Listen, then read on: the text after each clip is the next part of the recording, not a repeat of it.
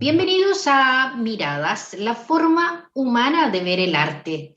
Hoy estoy muy orgullosa, me alegro tanto de que usted se reúna con nosotros, como siempre, para conversar de arte, de cultura, aquí en el canal 31 de Tendencias. En Miradas hemos recorrido diferentes ámbitos del arte, pero hoy día yo estoy con un orgullo femenino que usted no se imagina. Estoy con Tere Chat, escultora, artista visual, pintora, poeta. Hemos recorrido un poco su currículum y vamos a hablar de su arte, de sus exposiciones y de su gestión fuera de Chile. Bienvenida, Tere Chat, ¿cómo estás tú? Hola, Nevenka, muchas gracias por la invitación. Estoy súper bien acá en Londres. Hace bastante calor, hay mucha humedad, pero se agradece que haya salido el sol porque no son muchos los días del año que sale el sol. Bueno, chilena, nacida aquí, estudiaste arte en la Universidad del Desarrollo, te has especializado, corrígeme si me equivoqué. Sí, estudié publicidad en la Universidad del Desarrollo. Luego Ya. estudié arte en Inglaterra, pero como complemento las dos partes y por eso también he hecho bastante de gestión. Y querida Tere, hiciste, además de tus especializaciones en arte, hiciste dos magíster en el extranjero. ¿Qué carrera más titánica, más bonita en cuanto a tu formación? Eso no sobrepasa para nada tu gestión. Yo quiero hablar un poco de tu espíritu inquieto, Tere, en lo humano que te mueve y que ha hecho que tú armes colectivos, fundes, cofundes espacios para el arte allí en Londres. Bueno, sí, efectivamente, llegué el año 2016, en septiembre, a Londres y vine a estudiar una maestría en artes y ciencias en Central St. Martins.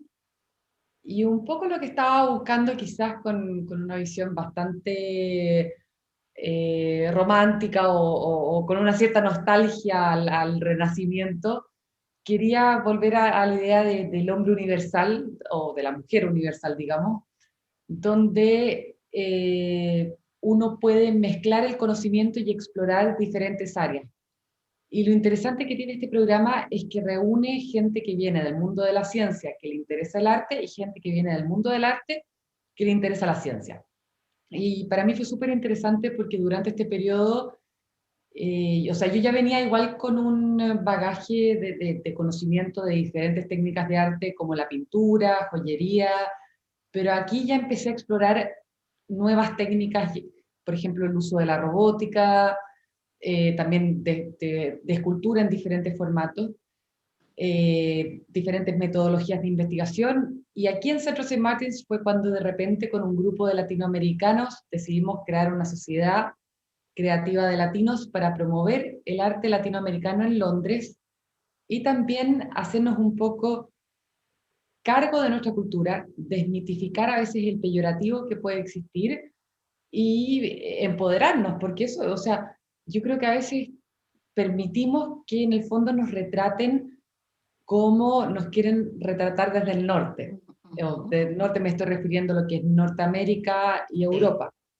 Y a la larga lo que termina sucediendo es que exportamos cultura y no nos retorna a la región, porque como no hay una, yo te diría que también porque obviamente somos todavía países en vías de desarrollo, Ujú. como hay una menor visión de promover la cultura, de alguna forma terminamos permitiendo que otra gente cuente nuestras propias narrativas y se nos genera un estereotipo que quizás no es necesariamente como nosotros queremos ser vistos o retratados. Y esa preocupación, justamente poder hacer un retrato más cercano, más real, más humano de lo que es nuestro arte, te llevó a este a este colectivo, a formar este colectivo, a fundarlo, pero la idea era que ya no recibiéramos nosotros también solamente lo que nos venía en el ámbito del arte, sino que allá nos recibieran de otra manera. ¿Cómo logras esa visión más auténtica de lo latinoamericano? ¿Qué hubo en tu exposición que para ti no podía faltar de nuestra idiosincrasia, de nuestro arte, de nuestra cultura, de nuestro origen? Para mí una de las cosas que fue fundamental en términos de romper paradigmas es que cuando uno va, o sea, por lo menos por lo que he conversado con muchos latinoamericanos que he conocido acá y mi experiencia visitando museos y galerías tanto en Chile o Argentina, que son los países de Latinoamérica que he tenido la suerte de visitar, yo lo que siento que hay una especie de idea de que lo que viene de Europa o el norte o Estados Unidos es mejor que lo nuestro. Y creo que ahí hay un poco un concepto erróneo y también que en el fondo permitimos que se nos estereotipe quizás en una forma que no es necesariamente la que deseamos. Y luego lo que pasa es que cuando uno va a un museo en Latinoamérica, que sucede mucho, es que muchas veces lo que es el lenguaje, que se podría llamar quizás occidental y étnico, de alguna forma se segrega. Entonces, lo que es étnico permanece en el Museo Precolombino o en el Ujú. Museo Étnico, pero no se presenta necesariamente en el Museo de Arte Contemporáneo. Y Ya. el Museo de Arte Contemporáneo muchas veces está siempre como un poco tratando de copiar lo mismo que se hace en Europa o en Estados Unidos, y a la larga, siempre cuando uno copia termina siendo un poco una mala imitación, muchas veces. Hay Sí, la copias que son, mayoría. hay réplicas que son excelentes, hay excepciones, pero la mayoría de las veces las copias terminan siendo malas copias. Y luego, ¿qué sucede con esto? Que si uno lo piensa, nosotros, por ejemplo, en cualquier país de Latinoamérica hablamos un castellano diferente. ¿Y por qué? Porque hemos Ujú. integrado palabras de diferentes pueblos nativos, y incluso en Sí. la cocina, en la cultura, en términos como, bueno, para la gente que es religiosa, incluso la religión ya ni siquiera es la misma porque ha existido una integración de elementos, a veces de rituales indígenas con elementos de la cultura cristiana occidental. Entonces, para mí se me hace un poco absurdo el hecho de replicar la misma curaduría que hay en Europa y Estados Unidos en vez de ver cuál es nuestra riqueza cultural y contar nuestra narrativa desde nuestra perspectiva. Entonces, entonces uno de los desafíos que traté de hacer con Neonorte, que es la exposición, que en el fondo comienza a partir de la Sociedad Creativa de Latinos y que presentamos por primera vez en la Fundación Cultural de Providencia en Santiago, era incorporar en un mismo espacio elementos que vinieran desde el lenguaje occidental, desde el lenguaje étnico y también desde el lenguaje ya quizás más folclórico. Porque, por ejemplo, acá en los museos, tú en los museos contemporáneos ves elementos que a veces se podrían considerar quizás más como folk o folclóricos, pero Ujú. nosotros tenemos un poco como una especie como de, a veces casi como vergüenza y es como algo que se quiere restringir Mm, como para la feria. Y en ese sentido, por ejemplo, claro. Violeta Parra rompió con ese paradigma porque Ujú. incorpora la arpillera al lenguaje del museo. Pero un poco el desafío de Neonorte era mezclar estos lenguajes y poder presentar la visión de Latinoamérica desde lo que es Latinoamérica, que a la larga es yo lo denominaría casi como un collage de diferentes culturas que convergen, que es eso. Y entonces, porque de alguna forma yo creo que muchos de los conflictos que tenemos en Latinoamérica van a persistir hasta que no logremos una real integración. Y la integración comienza por dar espacio a los diferentes grupos de que tengan un diálogo dentro de los museos, porque si ese diálogo no existe en los museos, ¿dónde va a existir? Claro, claro. Si forman parte de la misma cultura, de nuestra historia, ¿verdad? Y están siempre segregadas también, genera una especie de bipolaridad en los espectadores, ¿no? Ya hemos enseñado, creo que culturalmente Latinoamérica ha mostrado que hay una riqueza en este continente nuevo, en lo salvaje, en nuestro folclore, en nuestros mitos, y ya lo hemos hecho a través de la literatura, o sea, se copiaba siempre todo lo que nos venía, ¿verdad?, desde Europa, hasta que un García Márquez irrumpe, ¿verdad?, con una nueva literatura. Eh, Tú estás absolutamente, y yo estoy de acuerdo contigo, absolutamente eh, preclara con respecto a esta división que en el fondo sigue separando nuestro arte, nuestra cultura y la visión que tienen de nosotros. Me parece una tarea titánica, bellísima.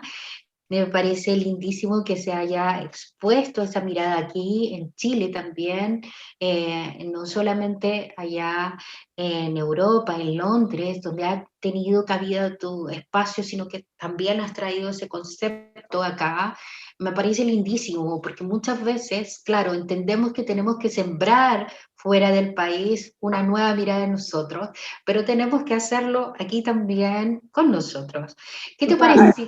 en ese sentido, solo a acotar algo, para mí era fundamental que la muestra comenzara en Latinoamérica, porque Ujú. yo quería hacer el viaje al revés, porque muchas veces lo que sucede es que estamos poco menos que rogando en Ujú, Latinoamérica para que lleguen las muestras de Europa, pero para claro, mí era la idea dar vuelta al mapa y que en el fondo la muestra comienza en Latinoamérica y luego viaja a Europa. claro. Y para mí eso era fundamental. De ahí el nombre, Un Nuevo Norte. Sí, Un Nuevo Norte o Neo Norte se inspira en Joaquín Torres García, que es un artista uruguayo que él plantea la idea de la Escuela del Sur. Y él comienza con esta idea de por qué estamos siempre añorando a Europa en vez de mirar a nuestro sur, porque nuestro nuevo norte es el sur. Bueno, algo me comentabas que tenemos bastantes visitantes desde el norte del país, lo que me parece Sí, excelente. sí, lindísimo porque nos están viendo la gente del norte de Iquique, de Antofagasta, de La Serena, están conectados a través de la red de GTD Manquehue, a través de la red que nos une y a través de Tendencias, que es el canal, ¿verdad? Que llegamos al norte y que llegamos para la gente que nos ve en Iquique y en los lugares del norte, ¿verdad? Y a través de todo Chile, a través de Telefónica del Sur, hacia el sur. Así que tu mirada de lo que debe ser el arte, de cómo debemos trabajar para una renovación de la mirada de lo que somos y de cómo nos encontramos en nuestros propios museos, me parece lindísimo que recorra todo Chile. Pero yo quiero llevarte a otras de tus exposiciones, porque esta no es la única, ¿verdad? Esta no es la única idea que te inquieta. Yo veía por Dios, lo dinámica que eres, cómo trabajas, estás trabajando ya en una nueva exposición, pero estás hoy día en una exposición lindísima. Hablemos un poco de lo que está pasando contigo hoy, dónde estás exponiendo y cuál es el concepto hoy día. En este minuto estoy presentando una escultura que se llama Are We Sinking? O Nos estamos hundiendo, en el Royal Society of Sculptors, que eso es básicamente, la traducción sería la Sociedad Real de Escultores, en Chelsea, en Londres. Estoy presentando esta escultura, estoy súper contenta porque es mi primera vez presentando una pieza en el espacio público, lo que es una tremenda oportunidad y especialmente en un espacio así porque este espacio es bastante emblemático ya que ha recibido artistas desde Henry Moore a contemporáneos, pero de gran reconocimiento, por lo que siento que es un gran logro, o sea, es uno de los espacios de arte contemporáneo en el centro de Londres. La pieza que estoy mostrando es un barco de origami, o sea, no de origami, pero hace alusión a un barco de origami, hundiéndose, y hay tres cuervos mirando y esperando a ver cómo se hunde. Ujú. Y un poco abre el cuestionamiento de la crisis por la que estamos pasando a nivel mundial, porque muchos de los problemas y de los conflictos por los que está pasando Chile tampoco son tan distantes a algunos de los conflictos que estamos viviendo también acá en Europa. Bueno, se supone que Inglaterra ya no es parte de la Unión Europea, pero geográficamente sí, digamos. Claro. Eh, entonces, mi idea es invitar a reflexionar en qué tenemos que cambiar o mejorar, porque yo creo que siempre las crisis son oportunidades Mm, para ver cosas nuevas y para generar cosas nuevas. O sea, uno siempre tiene dos opciones, ver el vaso medio vacío o el vaso medio lleno, y sobre todo en una crisis como la del COVID que nos ha hecho detenernos y reflexionar, creo que es fundamental que empecemos a repensar otras formas de vivir que también sean más amigables con el medio ambiente, que sean más consistentes y donde no perdamos nuestra conexión con la naturaleza. Y por eso parte fundamental de esta pieza, a pesar de que es bastante grande, porque el bote es casi 2 metros de largo y pesa como 150 kilos, es que la estructura yo la hice a mano, la hice con mis propias manos. Y cuando uno la ve es una pieza muy táctil, tiene una sutileza que a veces en la fotografía a veces lo pierde un poco, es ujú. diferente la experiencia de estar ahí a que verla en fotografía. Pero lo que para mí es fundamental, siempre trato a través de mi obra de mostrar técnicas muy táctiles, porque creo que a veces con la tecnología y lo que son las pantallas táctiles se nos permiten cosas increíbles, como que Ujú. ahora tú estás en Chile, yo estoy acá en Inglaterra y básicamente se siente como que estuviéramos en la pieza de al lado, Sí, pero por otro lado, de alguna forma la tecnología nos hace inventar un mundo virtual que ya es tan abstracto que dejamos de conectarnos con nuestro medio ambiente. Y cuando nosotros perdemos nuestra conexión con nuestro propio hábitat, nos permite en el fondo dejar de preocuparnos de él. Porque, por ejemplo, si un niño crece trabajando en un huerto y entendiendo las plantas, lo probable es que quizás cuando él sea adulto no se le va a ocurrir tirar plástico a la calle, porque claro. va a entender cómo crecen las plantas, va a entender el proceso. Y luego, las grandes urbes, muchas veces la gente crece desconectada de estas cosas. Entonces después, obviamente, no les importa como pasar a llevar o contaminar o en el fondo no tomar en cuenta nuestro hábitat. Y si lo pensamos, es bastante contradictorio porque somos la única especie capaz de destruir nuestro propio medio ambiente. Y qué triste, ¿no? Qué triste, pero tenemos tanta tarea y creo que el arte siempre ha sensibilizado al ser humano. La existencia de un espacio artístico es lo que moviliza, lo que humaniza. A mí me gustaría preguntarte a propósito de esa virtualidad, de lo táctil de tu obra, porque generalmente se nos ha educado de otra manera, Tere, en el sentido de que cuando uno iba al museo, lo primero que le decían a uno siendo niño, eso hace harto rato para mí, pero no toqué, ¿verdad? Las piezas artísticas no se tocan. ¿Qué pasa con este barco? ¿Qué quieres tú? O sea, la gente puede ya olvidarse de ese no toque, sino percibirlo, sentirlo, aproximarse. Esa es la idea de que sea tan táctil, esa es tu idea de que el arte se conecte un poco más con esta sensibilidad humana. Mira, tengo algunas obras que son robots cinéticos que responden a la persona. Quizá ahí sí hay una interacción directa. En el caso de esta pieza, la textura es bastante áspera porque lo hice Ya, con un material se llama Jesmonite, que es un tipo de yeso con resina que ya. incluye textura de como carbón, de piedra de carbón. Entonces, ¿Mm? tocarlo no lo recomiendo mucho porque te puedes raspar un poquito las manos, pero cuando yo hablo de la táctil es más la aproximación táctil, el poder ver una textura, el Ya, poder perfecto. sentir una textura a través de la visualidad. Ya, perfecto. Porque mucho del arte contemporáneo yo creo que a veces termina siendo casi que el concepto más importante que la obra en sí. Y para mí es Mm, fundamental volver un poco a la idea de la materialidad, de conectarse con el material, integrando las nuevas tecnologías. Yo creo que el tema, o sea, también a veces la gente se va a los extremos y es como que poco menos que quieren volver a la edad de piedra sin integrar la tecnología. Yo creo que al revés, la tecnología es algo increíble, pero tenemos que saber cómo integrarla sin perder nuestra humanidad, y para mí eso es lo fundamental. Y sobre todo yo creo que cuando tú hablas del tema de cómo se nos ha educado, yo creo que hay un punto de quiebre fundamental con Descartes, cuando él dice, pienso y luego existo. Ujú. Porque si uno, mira, hay un, se me olvida cómo se llama, pero hay una herramienta de Google que te permite ver, por ejemplo, las estadísticas de las publicaciones desde la invención de la imprenta hasta ahora. Y si uno pone la palabra arte y ciencia, antes de Descartes había muchas más publicaciones de arte que científicas. Y el concepto más de la ciencia es un concepto mucho más contemporáneo.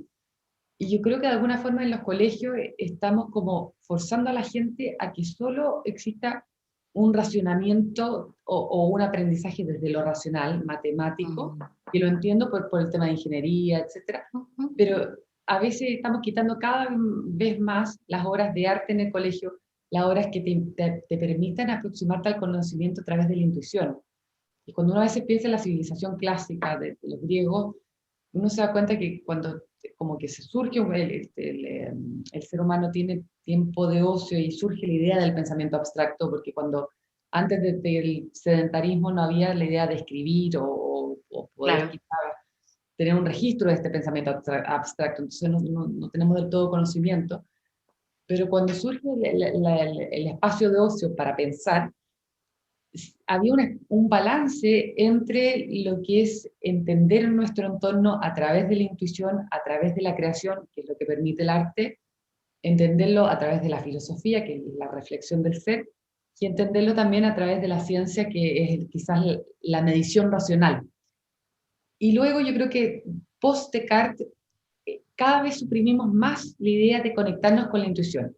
Y cuando, Claro. incluso si uno sigue la intuición, uno es catalogado de irracional. Y ser Sí. irracional es visto como algo negativo, pero muchas veces la intuición nos dice cosas que no se pueden explicar a través de la razón. Y lo que yo creo que pasa sobre todo, si uno ya empieza a pensar a nivel de la crisis medioambiental, es que nos hemos dedicado a producir, producir, producir, pero perdiendo un poco una conexión y perdiendo Ujú. nuestra intuición. Entonces, cuando tú te conduces, y eso se puede ver desde las relaciones humanas a Sí. las relaciones laborales, cuando uno pierde la capacidad de conectarse a través de la intuición, uno termina siendo una especie de robot, y obviamente Ujú. no te importa tu entorno porque te terminas desconectando. Y eso es quizás un poco lo que trato de destacar quizás a través de la parte táctil de mi obra.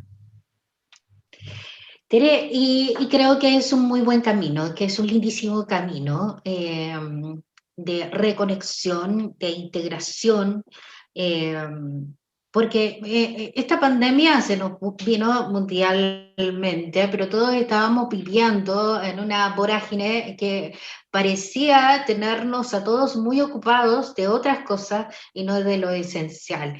Este es un minuto clave para darle esas miradas a nuestro entorno, al arte, a la función del arte.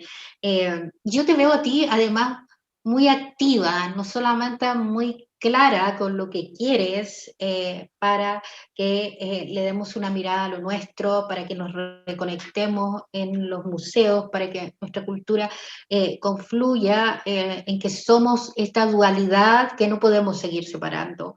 ¿Qué pasa con lo que se viene con Tere para ti?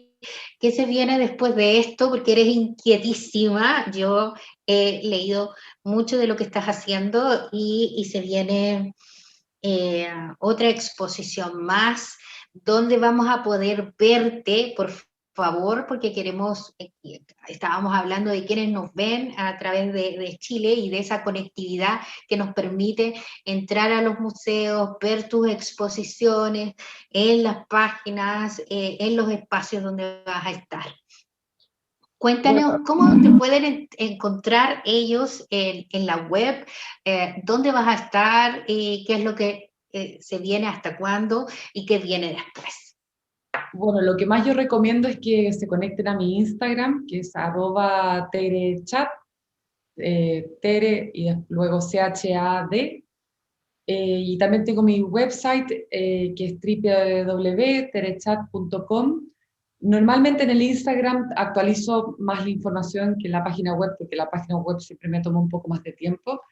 Y respecto a mis próximos proyectos, tengo esta pieza en la Royal Society of Sculptors hasta el 21 de junio.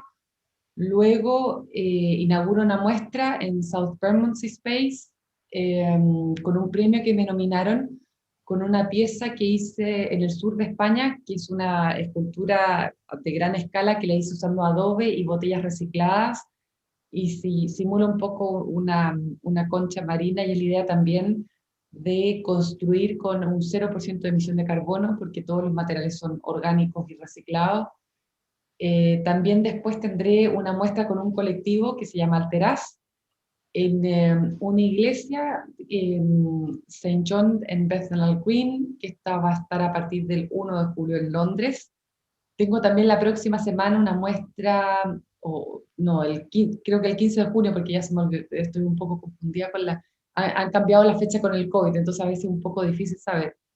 En Portugal con una instalación, y tengo luego una exposición individual que se va a llamar En mis sueños, en Sari Gallery en Fitzrovia, el centro de Londres. Y en esta muestra también voy a presentar una serie de pinturas inspiradas en el Circo de los Tachuelas, que han sido súper cariñosos conmigo, porque siempre que voy me dejan ir a las funciones y a veces tomo bosquejos, y que son súper, han sido súper buena onda. Y luego también tengo Neonorte 3 en Helsinki en septiembre, así que de alguna forma se me han acumulado todos los proyectos pospuestos por el COVID el último año en 3 meses justo, lo que me parece excelente, pero también es bastante que trabajo.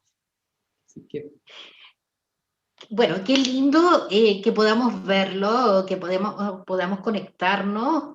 Quiero felicitar esa muestra individual. Yo sé que todas las muestras colectivas son maravillosas, siendo chilena allá, con espacios repetitivos en las presentaciones, con espacios en Europa, porque sabemos que no es fácil ser reconocidos fuera de nuestro país en un espacios tan emblemáticos y significativos en el ámbito del arte.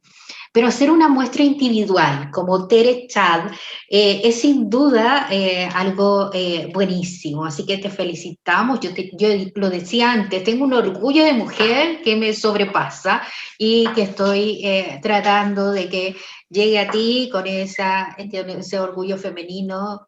Me gustaría que además de hablar de esto que se viene, pudiéramos hablar de otra parte, de otra motivación tuya.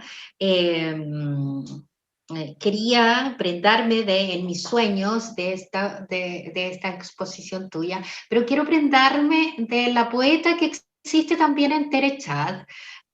Quiero que hablemos de esas otras inquietudes, de lo mucho que escribes, porque no es solamente la escultora, el ser que pinta, ¿verdad? Que está creando. Yo me prendé de las imágenes de tu escultura, de estas imágenes circenses, de estas esculturas, de esta maravillosa, de este maravilloso dinamismo que hay en esas esculturas, y qué bueno que tú mencionas al circo, los tachuelas, su disposición contigo, pero yo veía entre las escaleras que me prendaba como dentro de lo que reconozco dentro del el concepto circense. Quiero que me expliques por qué parte de esas imágenes, y quiero que vayamos a la poeta, a la necesidad de escribir también. ¿por qué tanto de esas imágenes? Yo creo que de alguna forma, que como hemos hablado bastante del tema de la desconexión que sucede con los medios tecnológicos, y también porque son medios que han llegado a nosotros de forma muy acelerada. Ujú. O sea, hay que pensar que el primer iPhone es del 2007, no es tanto Sí. tiempo. Entonces todavía ni siquiera sabemos el impacto a nivel mental que nos genera, Ujú. no hemos sido capaces, no hay suficiente tiempo todavía para medir, o como a nivel teórico, cómo hemos cambiado nuestra forma de relacionarnos. Entonces, por un lado está el tema de la desconexión, Y la desconexión de alguna forma yo la trato de plasmar a nivel metafórico, inspirado en el grupo de los situacionistas, que es de los años de finales de los 50, cuando está la revolución en París, que ellos critican. Hay un libro de Guy Debord que lo recomiendo muchísimo, que se llama La sociedad del espectáculo, y yo creo que de alguna forma, o sea, hoy en día es mucho más importante lo que tú dices en un medio, que es la idea de la posverdad, aunque estés Ujú, mintiendo, a que comprobar si lo que tú estás diciendo es cierto. claro. Y eso yo lo veo como muy peligroso, porque la política se está manejando así a nivel internacional. Entonces, el tema del circo quizás es una forma sutil de denunciar lo que yo llamo que estamos viviendo en un circo, en un espectáculo. O sea, ver, yo creo que nunca habíamos estado en una etapa en la historia con líderes mundiales tan decadentes. O sea, sí, esa es lamentablemente la cruda verdad. Tampoco quiero decir esto como que uno fuera mucho mejor quizás que el que está en la política, porque sí, la política nos refleja a nosotros a la larga. Mm, ujú. Siempre es fácil culpar a los políticos de todo, pero también nosotros somos parte responsable. Pero yo creo que hay una idea, una especie de sobre-sensacionalismo. A mí muchas veces Ujú. me interesa, a veces me dedico tiempo a veces a leer los comentarios en redes sociales o a analizar las cosas, y es tan superficial el discurso. Sí. Y a veces es triste porque uno, o sea, a veces como que son medios que no, casi que no permiten tener una discusión con Ujú. un poco mayor de profundidad, porque no hay un espacio quizás como la conversación que estamos teniendo ahora, porque Claro, tú pasas un segundo y te vas.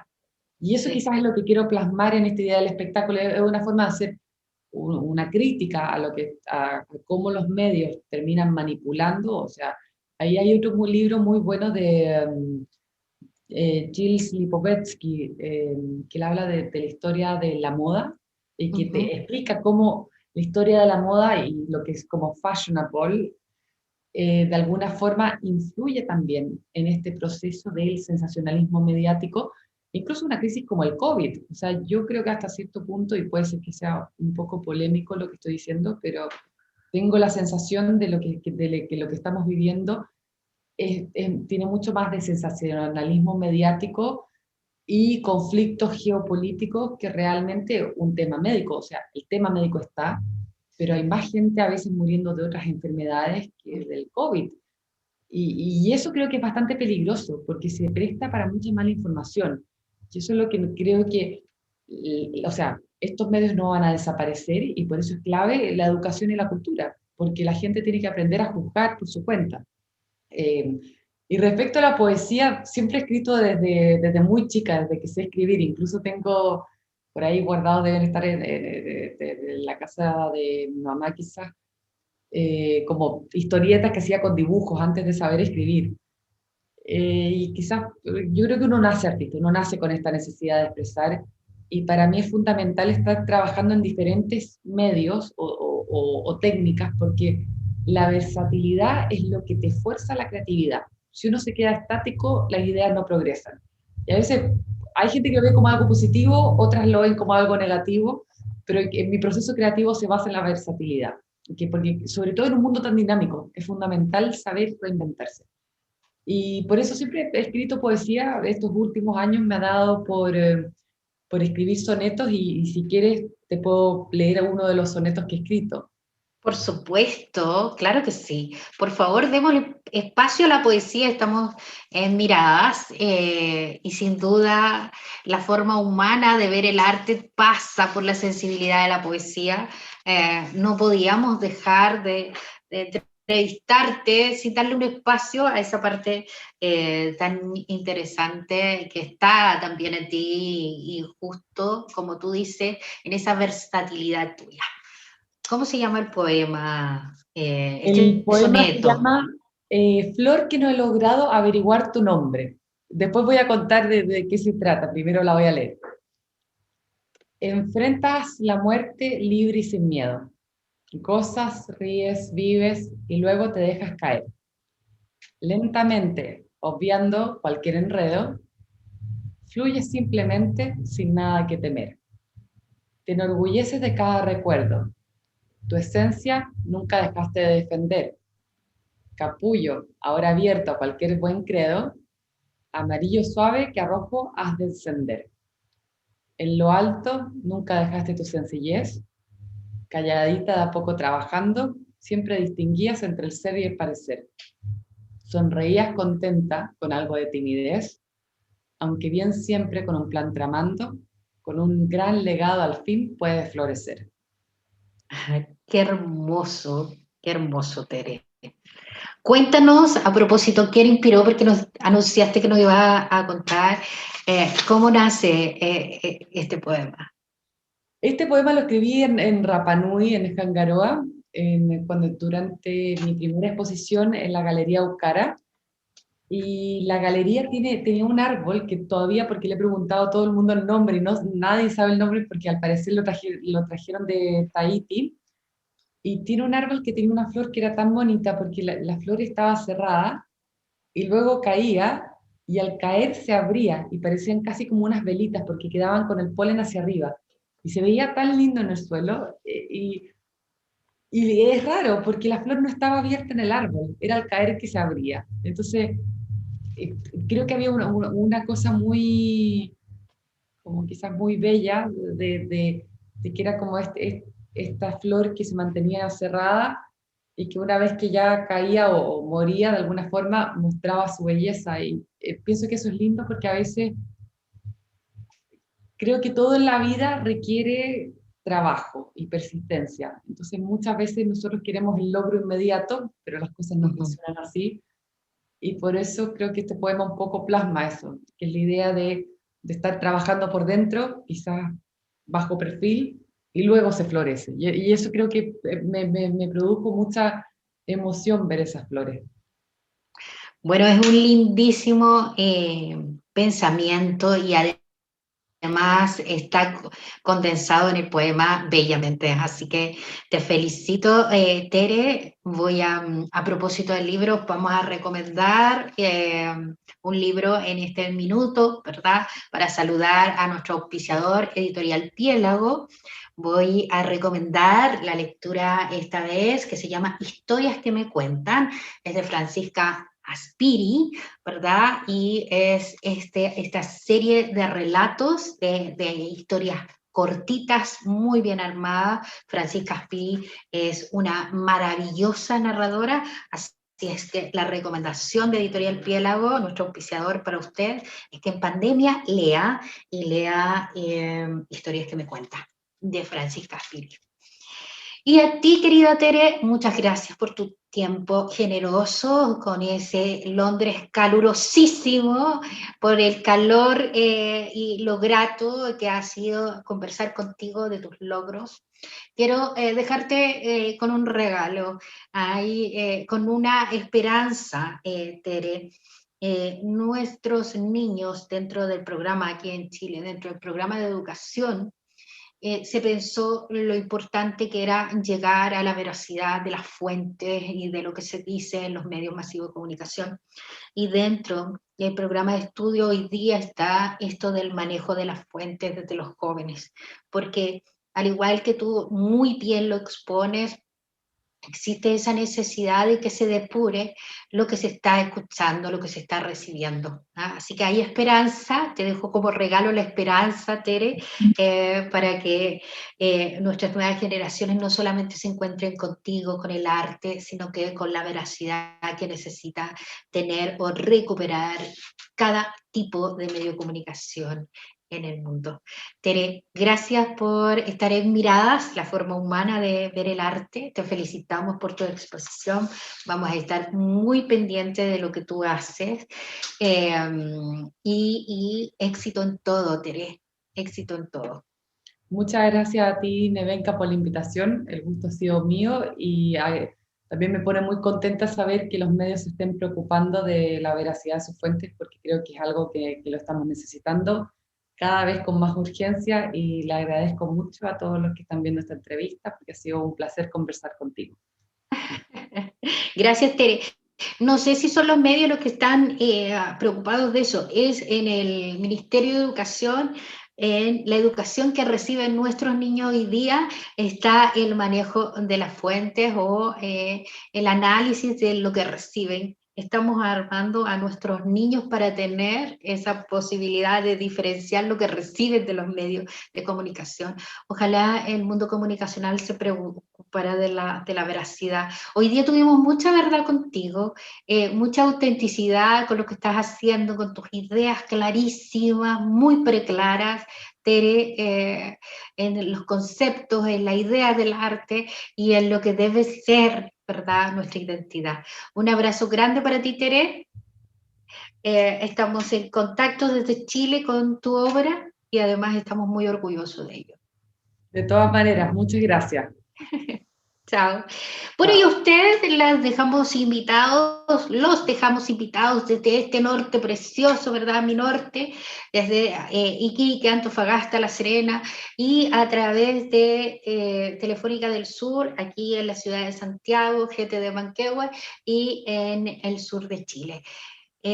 Miradas en Tendencias Prime, la forma humana de ver el arte, estuvo con Tere Chat para hablar de arte.